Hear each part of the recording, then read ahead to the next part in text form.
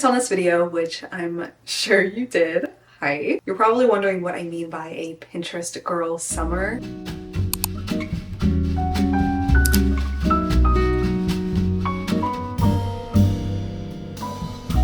It's all about capturing those picturesque moments. Making everything aesthetic around me is my little way of romanticizing my life. So I wanted to share with you kind of my summer essentials starter pack. This will include clothing and books and like different miscellaneous items that will be good for different summer activities and ideas for you guys to do with your friends or just alone in your room, little arts and crafts and things like that. So starting with some of my favorite clothing pieces, I find summer to be the absolute hardest season to dress for because it is so hot where I live, like unbearably hot sometimes, but nevertheless these are the items that I've been gravitating towards. The first item is the dress that I'm actually wearing right now. This is the perfect white sundress. I have been looking for a dress like this for months now, and they sell dresses like this everywhere, but like I was just looking for the perfect one for me, and I think this is the one. It's from PacSun. I will link it down below, but it's so comfortable, it's so cute. I can't wear anything that is like sticking to my body all summer. Sundresses are so important for me to have. Like I'm telling you, it's so hot where I live. I live in Texas, Houston, by the way,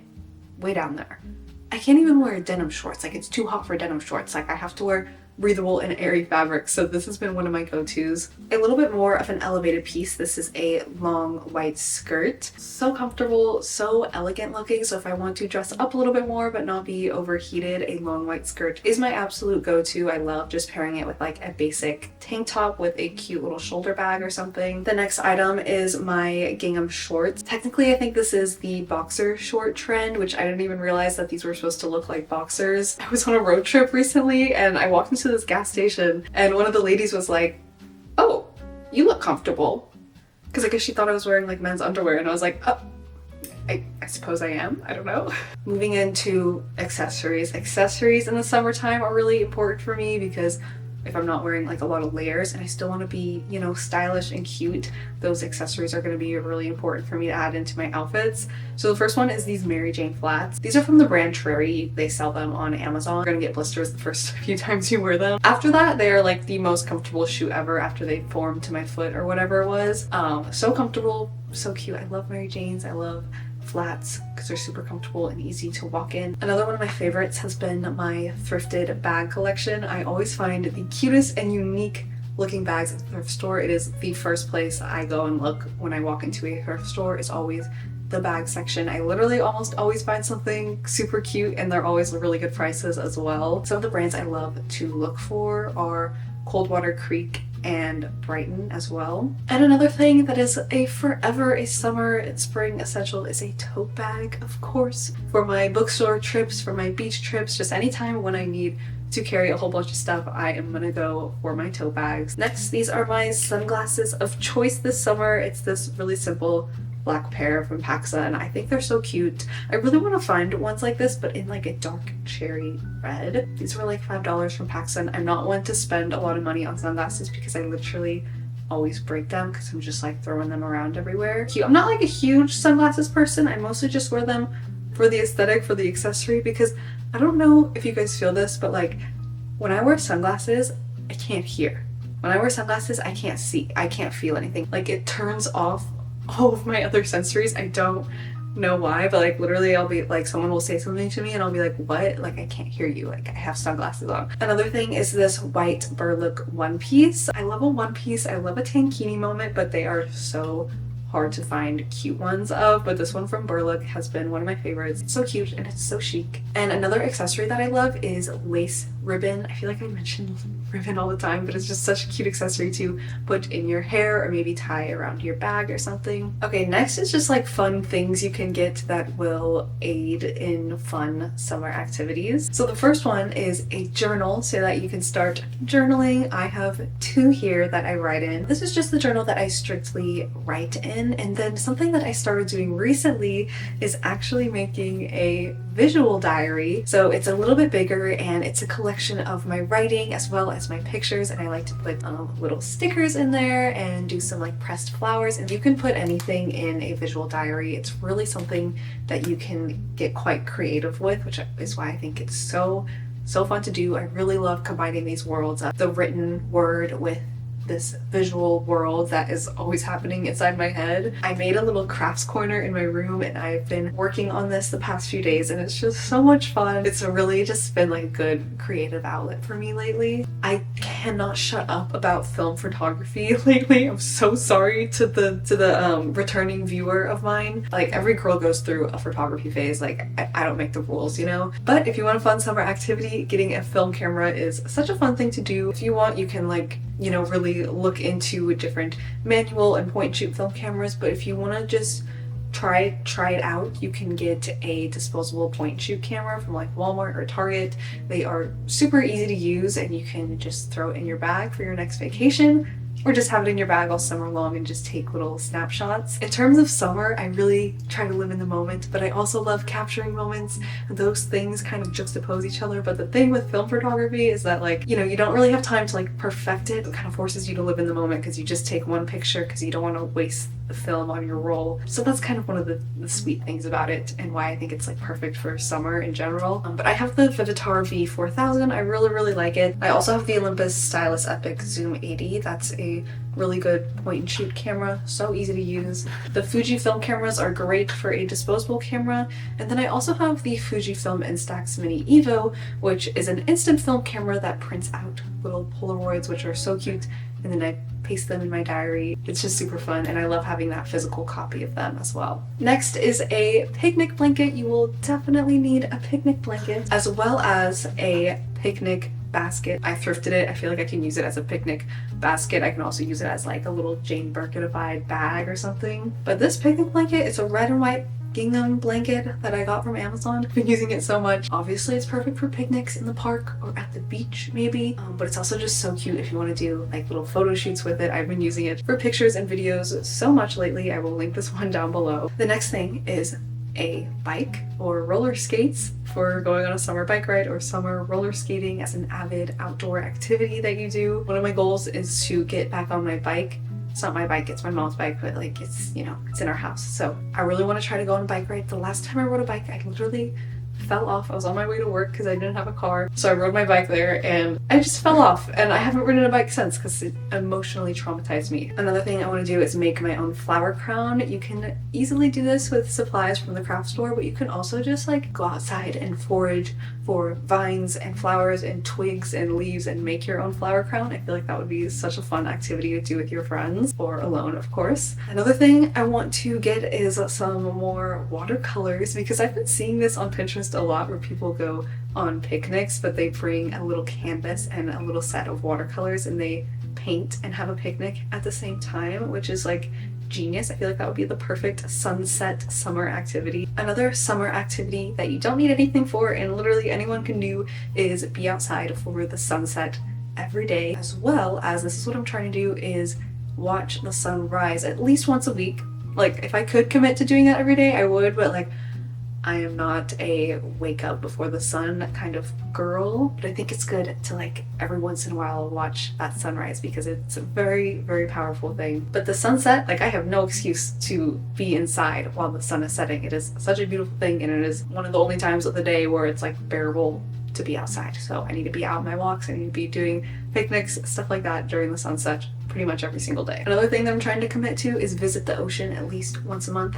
So I already went in June, I have to go in July and August again. I live about an hour and 45 minutes away from the ocean, so it's pretty feasible for me to do. I know obviously not everyone lives close to the ocean, but even just like any body of water, like a lake or a pond, just like getting out there. I think it's really important for artistic and poetic souls to be reminded of how small we are in the best way possible. I think nature is just the best remedy for the summer blues. Next is some food and drink related things. Strawberries, cherries, peaches, any kind of fruit that you like. It is essential to have a daily indulgence of these foods.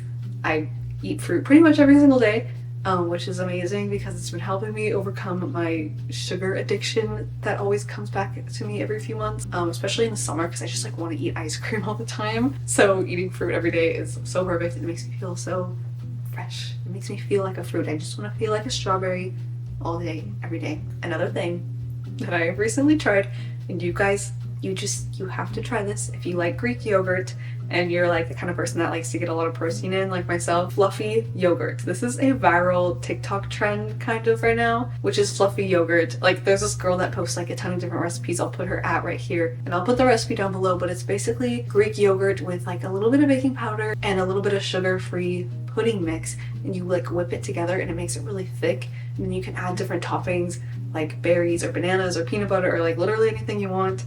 And it's just like such a perfect like snack or like little dessert to have. Oh, it's so good. You guys have to try it. Next, matcha, green tea, cold drinks.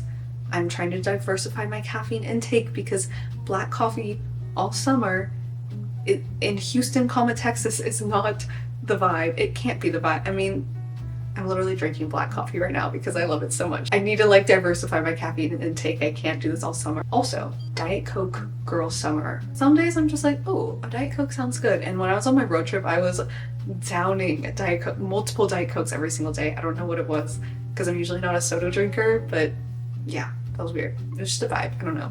Next is maybe like try a new recipe. I really want to try to make this like garden salad that had strawberries and pecans in it. It looks so good. I always see it on Pinterest. Along with that, I really want to try to make like a summery kind of soup. So I'll link the recipe down below that I end up using. I'm a soup girl year round. Like that's not just an autumn and winter thing for me. You can make a little summer soup, a summer salad, and host like a little dinner party if you want. Another activity and food idea is maybe make a charcuterie board, have some wine or something if you drink, and you can have a charcuterie board and wine night and maybe play games, host a little game night and do that. I feel like that would be super fun as well. Next, we have a little bit of a summer reading list. I really have no rhyme or reason to my selections here today. The first one is Women Who Run with the Wolves.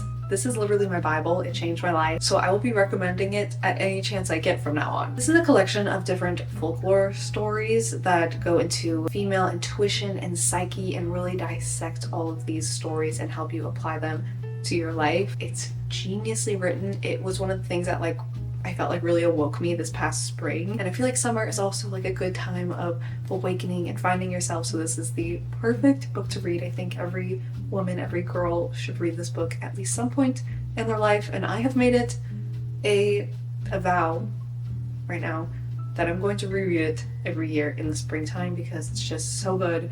And it just like, oh, it really just shook me and woke me up a little bit. Next is The Bell Jar. This is a beautifully written and a profound book. I read it 2 summers ago, I think. It has the fig tree analogy in it. You guys have to read this book. It is an essential for the feminist literature realm. Maybe that's kind of the topic of these books. It's like summer books, but like also feminist literature, which I love.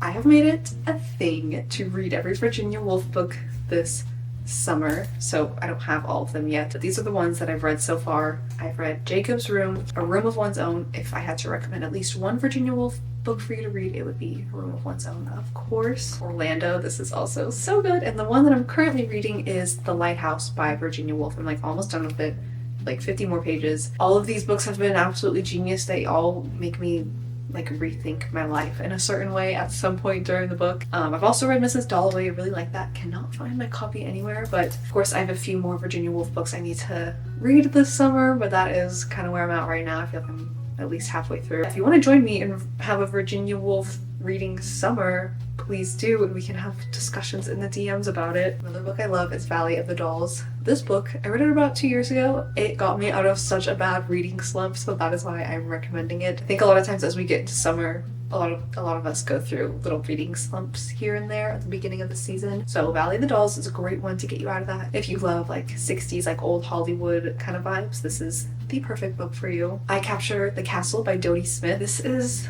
a 17-year-old girl telling her story through diary entries. It is about her quirky and eccentric family. I love it so much. I love the way it's written as these diary entries because I'm super into my diary and my writing right now. So this is kind of inspiring me in that way a little bit. Viet by Charlotte Bronte. This is such a good book. It's so underrated. It's like Charlotte Bronte is like her masterpiece, basically. Like this is the last book she wrote and it is so critically acclaimed, but of course not as famous as Jane Eyre. Literally amazing. I feel like as artists, like the work that you do that feels like the best one is always the one that's like ends up being a little bit underrated. It's a heroine's journey, and again, a great piece of feminist literature to add to your summer reading list. Oh my gosh. Okay, I was gonna talk about movies, but like I feel like I've been yapping so much. I'm just gonna read you off a list of these movies, okay? We're just gonna go for it. Sisterhood of the Traveling Pants, Monte Carlo, the Hilary Duff movie, Picnic at Hanging Rock, 13 Going on 30, La La Land, and Call Me by Your Name. That's it. That's all. Okay guys, that is everything I have in today's video. I hope you're having a wonderful and exciting and fun summer so far. Follow me on Pinterest, Instagram, and TikTok if you are not already. Subscribe to the channel if you are not already. I have a lot of fun summer vlogs and things like that coming. I will try to link everything I can down below, as well as a little list of everything I've talked about today. I hope you have an amazing rest of your day or night whenever you are watching this, and I will see you in my next one. Bye!